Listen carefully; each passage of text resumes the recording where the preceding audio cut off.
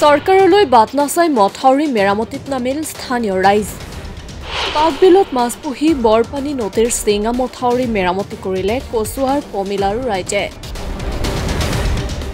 চৰকাৰলৈ বাট নাচাই ৰহা সমষ্টিৰ গৰুবাট মৌজাৰ মাধৱপাৰা গাঁও পঞ্চায়তৰ পমিলা চাৰণীৰ চিঙা মথাউৰি মেৰামতিত নামিল স্থানীয় ৰাইজ।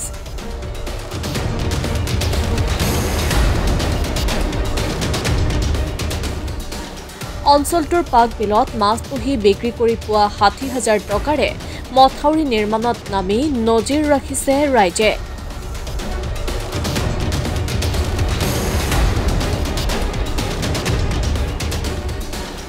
উল্লেখ্য যে এইবাৰৰ প্ৰথমটো বানতেই পমিলা চাৰণীৰ বৰপানী নদীৰ মথাউৰি ছিঙিছিল।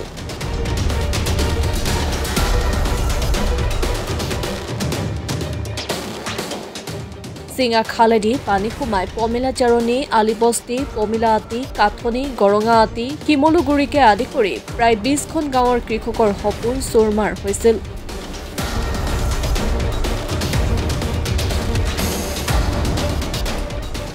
উক্ত খালটো নিৰ্মাণ নকৰিলে কেইবা হাজাৰ হেক্টৰ শালি খেতি হোৱাৰ কোনো বিকল্প নাছিল।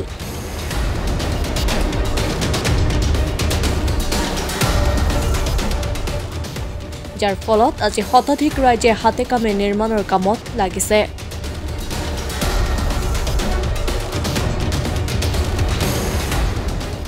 অহা দুদিনৰ ভিতৰত নিৰ্মাণৰ কাম সমাপ্ত কৰিব পাৰিব বুলি স্থানীয় ৰাইজে মন্তব্য কৰে। এইটো আমাৰ প্ৰতি বছৰে হয় বুলি ক'ব পাৰি। নদীৰ য'তে চাপৰ পায় সেইফালে পানীটো গৈ পেলাই জানৰ সৃষ্টি কৰি দিয়ে আৰু এই জানৰ সৃষ্টি আমাৰ বৰ্তমান দুটা জানেই ডাঙৰ হৈ আছে। এটা ১.৫ কিলোমিটাৰ আঁতৰত আছে আৰু এটা এইটো। আমি প্ৰত্যেকবাৰে ৰাইজে বান্ধিবলগীয়া হৈছে। চৰকাৰক আমি এটা অনুৰোধ কৰিছিলোঁ, আমাৰ ২-২.৫ কিলোমিটাৰমান হ'ব, যদি মাথাউৰিটো ভালকৈ বান্ধি দিয়ে তেতিয়াহ'লে আমাৰ এই ২০-২৫খন গাঁৱে শান্তিত বাস কৰিব পাৰিব। সেইটো আমি ৰাইজক চৰকাৰক অনুৰোধ জনাইছোঁ। আৰু সেইটো হিচাপে এটা বান্ধত বোধহয় এনেকুৱা কাম চলিছিল যদিও টকাটো আজিলৈকে তেওঁলোকে সম্পূৰ্ণ পোৱা নাই কাৰণে কামটো কৰিব পৰা নাই বুলি মই শুনি আছোঁ।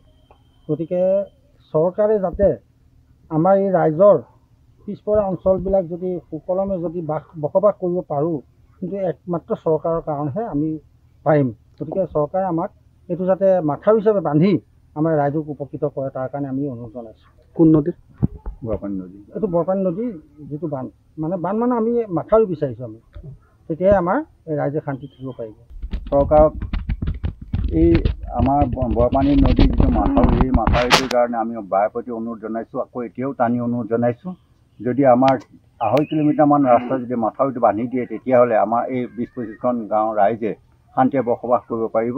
গতিকে মই মাননীয় আমাৰ বান নিয়ন্ত্ৰণ মন্ত্ৰী বিষয়া তেখেতক আমি বিশেষ অনুৰোধ জনাইছোঁ যে তেখেতে আমাক এই মাথাউৰিটো দি পেলাই ৰাইজৰ উপকাৰ সাধন কৰে যেন। এতিয়া আমি এইটো ভাঙি যোৱা বান্ধটো আমি বান্ধি আছোঁ আৰু বান বিধ্বস্ত ৰাইজে সকলোৱে হাতে হাতে নিজে কাম কৰিবলগীয়া হৈছে। আৰু আমাৰ এতিয়াও আশংকা আছে, যদি ইয়াৰ পিছতো যদি পুনৰ বানপানী আহে তেতিয়াহ'লে আমাৰ এই ২০-২৫খন গাঁও আকৌ জলমগ্ন হৈ পৰিব। গতিকে অনতি পলমে যদি পাৰে চৰকাৰে আমাক এটা সুবিধা কৰি দিলে আমি নিশ্চয় সুখী হ'ম। ৰাইজে কেনেদৰে এই পইচাটো আমাৰ ৰাইজে এখন বিল আছে, বিলখনৰ নাম হৈছে পাৰ্ক বিল। সেই পাৰ্ক বিলতেই আমি প্ৰতি বছৰে এই ৪-৫খন গাঁৱে লগ লাগি পেলাই তাৰ পৰা হোৱা মাছ পুহি পেলাই তাৰ পৰা যিখিনি প্ৰডাকশ্যন পাওঁ, সেই প্ৰডাকশ্যনৰ যিখিনি টকা আয় হয় সেই টকাখিনি আমি আমাৰ এই বান্ধৰ কামতে আমি লগাওঁ। Bureau report, my news any.